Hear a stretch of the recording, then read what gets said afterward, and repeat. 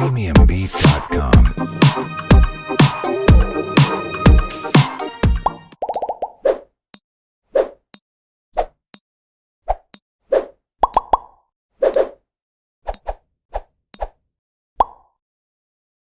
Boa tarde, alunos da Rede Municipal de Educação de Riacho das Almas, exclusivamente os meus alunos da Escola José Joaquim de Lima, em Trapiá, os alunos da Escola Enedina, aqui na Atalaia.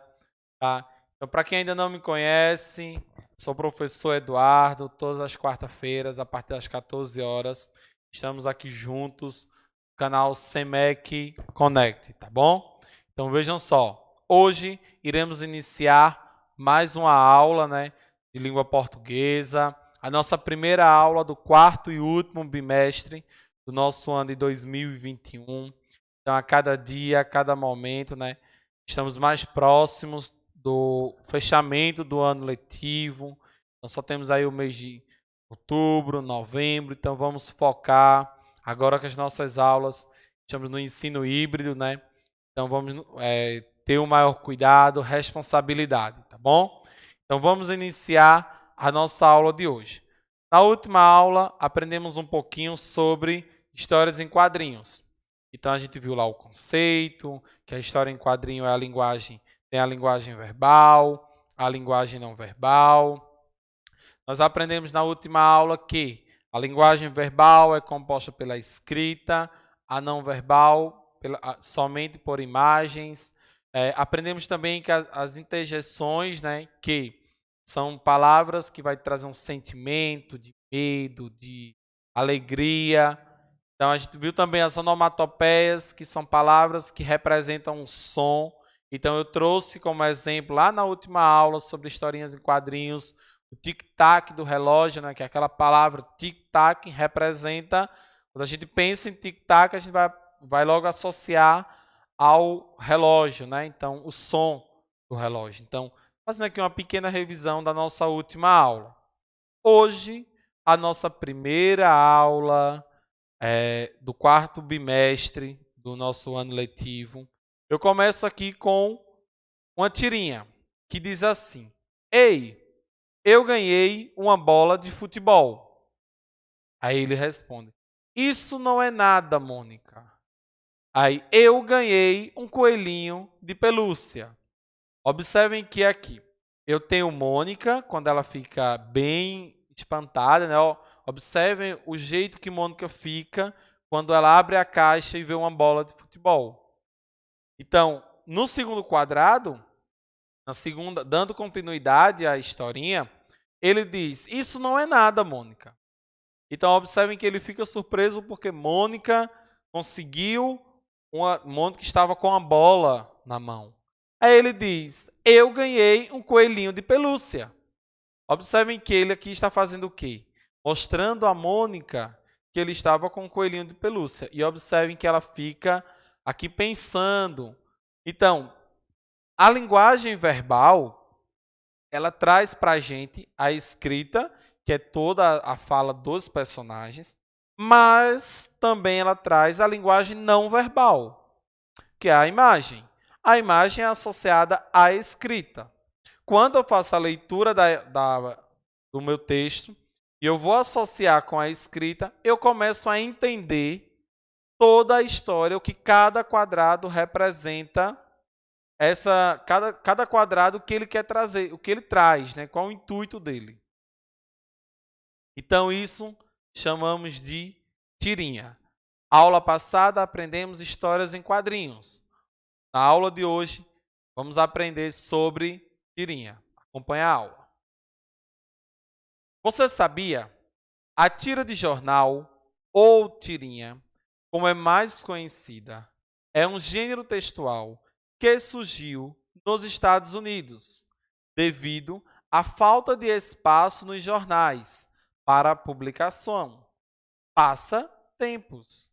O nome tirinha remete ao formato do texto, que aparece em um recorte de jornal.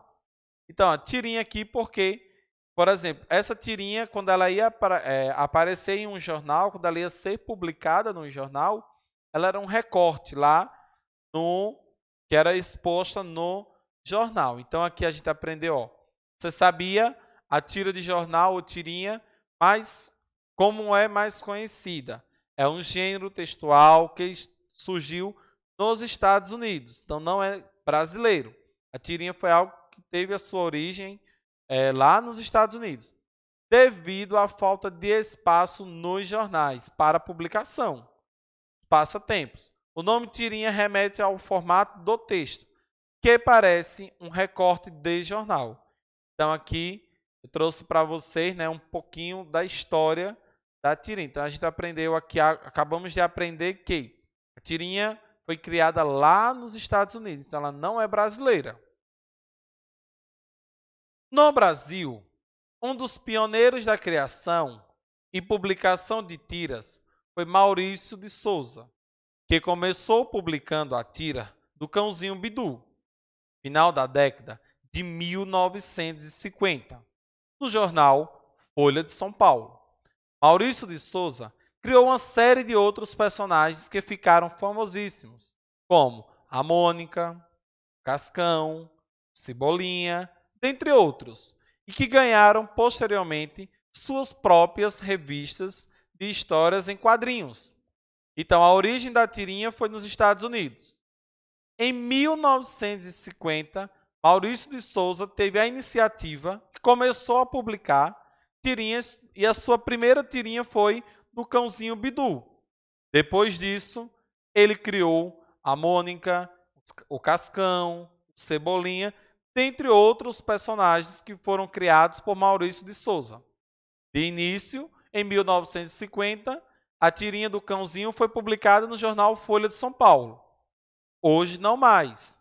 Hoje, a Turma da Mônica tem sua revista específica para as historinhas da Turma da Mônica. Então, isso quer dizer que houve um avanço. Tá? Houve um avanço. Então, Maurício de Souza ele é conhecido aí por criar a turminha da Mônica. O que são tirinhas? A tirinha é um gênero derivado das histórias em quadrinhos. Então, a tirinha só surgiu por causa da história em quadrinhos. Ela precisou das histórias em quadrinhos para ter a sua origem. As tirinhas são gêneros que circulam socialmente, em geral, com função crítico-humorística. Trata-se de uma curta sequência narrativa de quadrinhos, geralmente com 3 ou 4 quadrinhos. O nome, tirinha, remete ao formato do texto, que parece um recorte de jornal. Recapitulando, o que são tirinhas? A tirinha é um gênero derivado das histórias em quadrinhos. Então, só existiu a tirinha por causa das histórias em quadrinhos. Segundo ponto, as tirinhas, são gêneros que circulam socialmente, em geral, com função crítico-humorística. Terceiro ponto. Então, aqui ela vai fazer, no segundo ponto, uma crítica utilizando o humor. Terceiro ponto.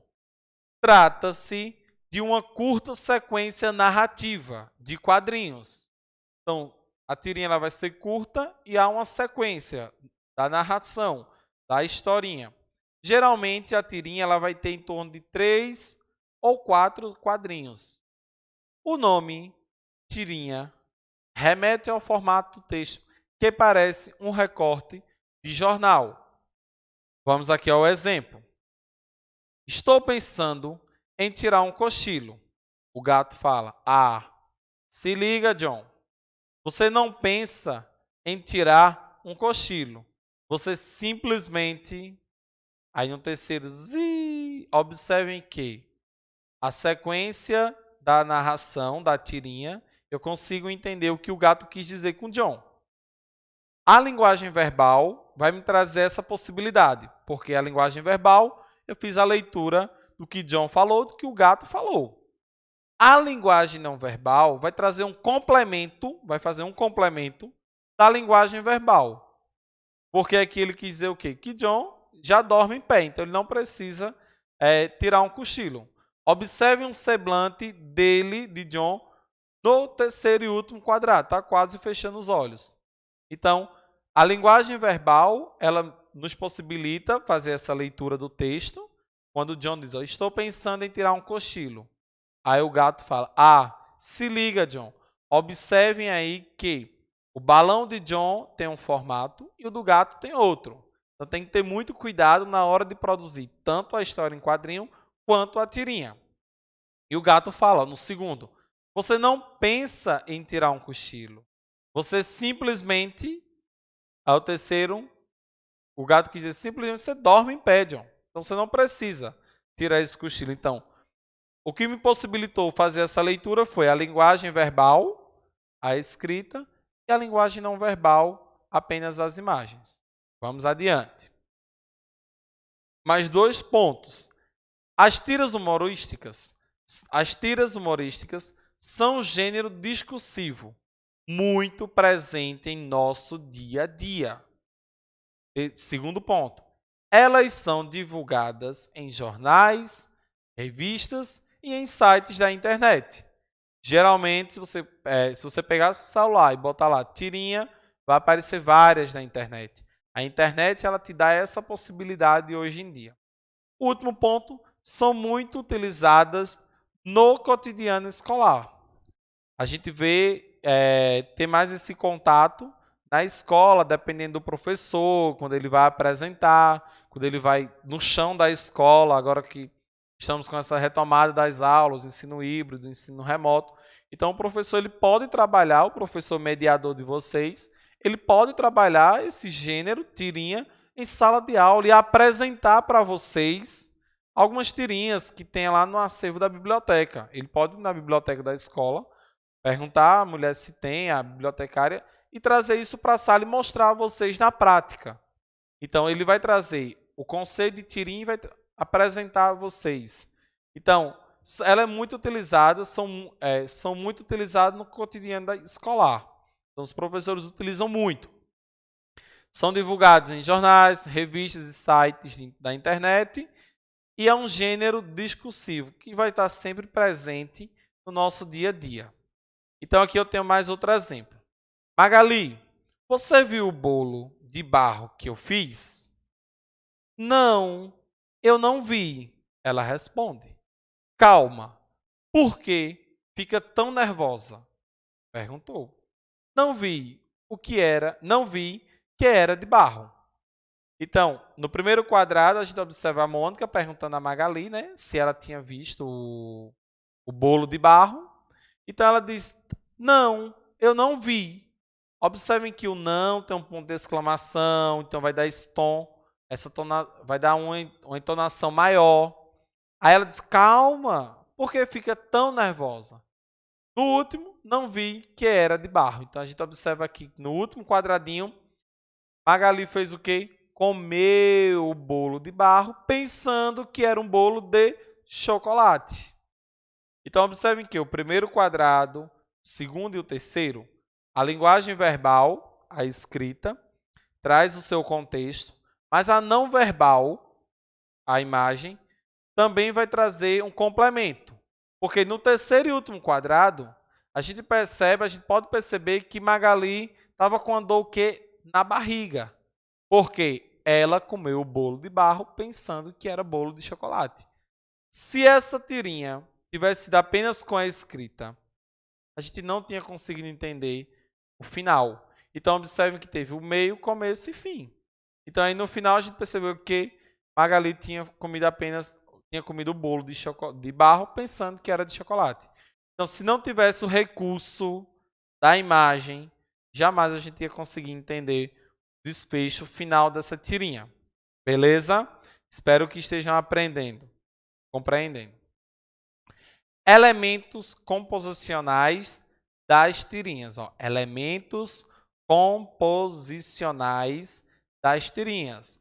Recursos verbais e não verbais. Vamos aprender.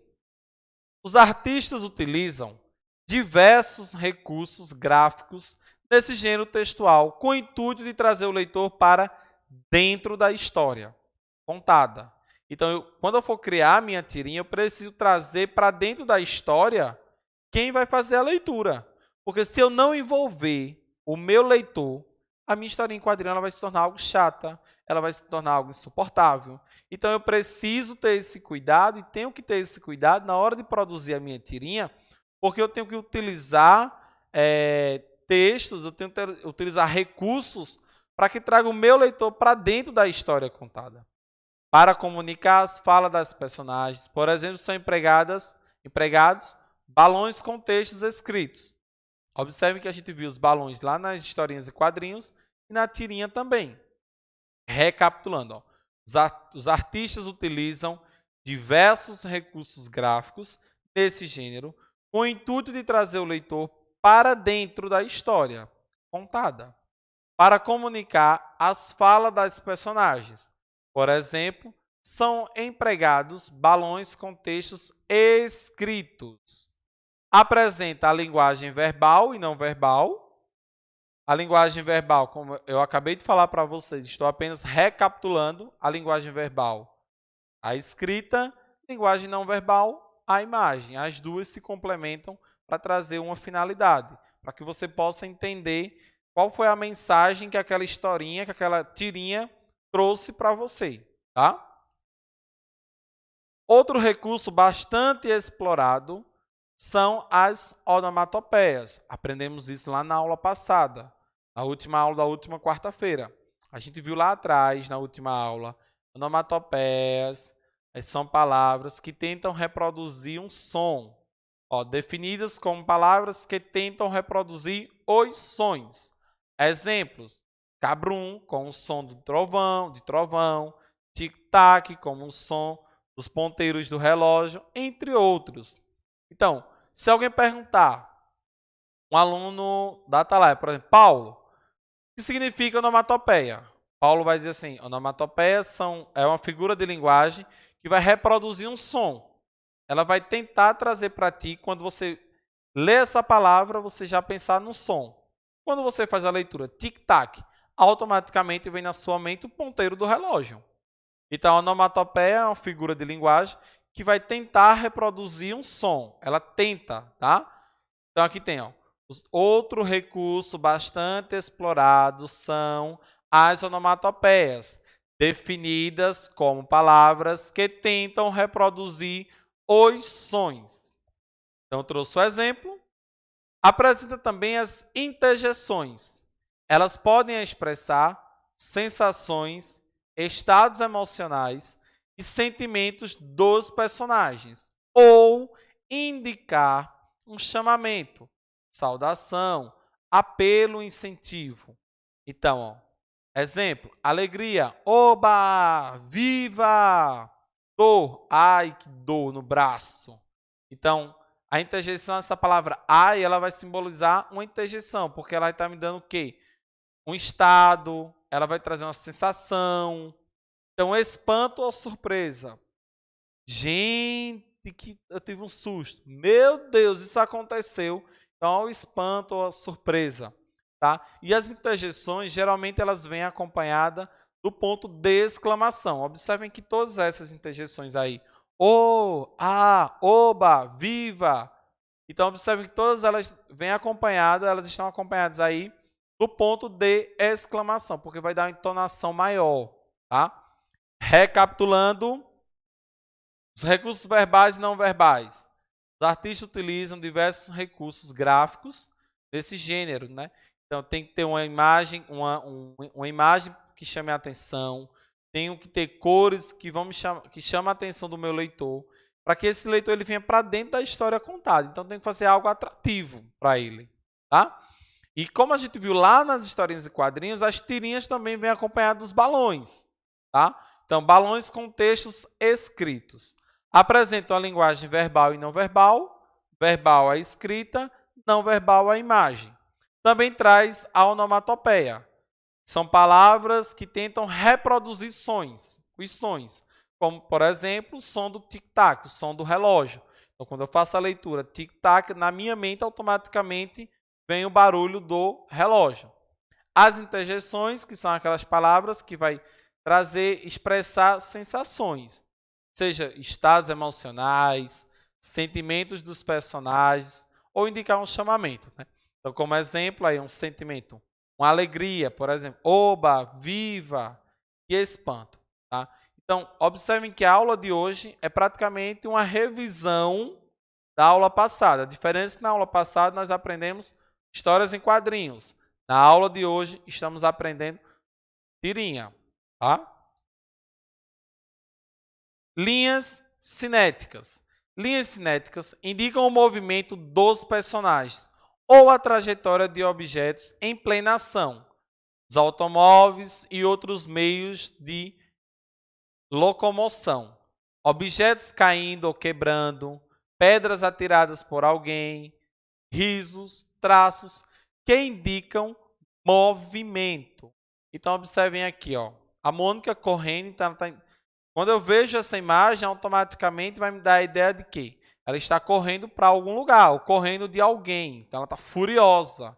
Então observem que a linguagem não verbal aqui, eu não preciso ter uma escrita, que é a linguagem verbal, para identificar o sentimento que Mônica está sentindo nesse momento. Então ela está furiosa. Observem que ela roda o coelho dela e corre. Então ela está correndo atrás de alguém. Furiosa. Então isso aqui é uma linguagem não verbal. Eu consegui fazer a leitura da imagem sem precisar do auxílio do texto, apenas da imagem, tá? Aqui a outra figura aqui, o pato jogando bola. Então aqui eu consigo identificar a ação que ele está fazendo. Então as linhas cinéticas são esse tipo. A locomoção, como o personagem ele se movimenta, tá? Metáforas visuais. São desenhos para indicar um sentimento ou um acontecimento. Por exemplo, o coração soltando do peito como sinal de paixão. Notas musicais indicando um assovio. Estrelas em torno da cabeça. Uma lâmpada acesa indicando que a pessoa teve uma ideia. Então aqui, ó, exemplos. Observem aqui, ó. Pato bem apaixonado. Então, as metáforas visuais são esse tipo de metáfora que eu visualizo a imagem, entendo qual o sentimento que está acontecendo naquele momento. Então, aqui, ó, o último, ó, teve uma ideia. Ah, já sei. Então, isso é uma metáfora visual. Tá? Então, metáforas visuais são desenhos para indicar um sentimento ou um acontecimento. Observem que, novamente, esse desenho ao lado representando a música, quer dizer que ele pode estar ouvindo uma música. Tá? Então, ó, são desenhos para indicar um sentimento ou um acontecimento. Por exemplo, um coração soltando do peito como sinal de paixão, notas musicais indicando um assovio, estrelas em torno da cabeça, uma lâmpada acesa indicando que a pessoa teve uma ideia. Tá? Então, aqui, se alguém perguntar o que são metáforas visuais, vocês vão dizer isso aí. São desenhos para indicar um sentimento. Tá? Tirinhas modernas. Não apresentam balões de fala. Primeiro aí, a gente procura por boas notícias. Segundo, mas não é fácil de encontrar. Aí ela diz, se nós fizermos as boas notícias. Então aqui é esse tipo de uma tirinha mais moderna, que não vai precisar dos balões, tá? Então uma tirinha mais atualizada. Você também pode utilizar esse recurso no gênero tirinha, tá? Humor versus tirinha. Então humor versus crítica na tirinha, perdão. Observem que eu vou utilizar o humor. Ó. Quem é? Seu admirador secreto. Ok, continue secreto. Observem que a tirinha aí utilizou o humor versus uma crítica.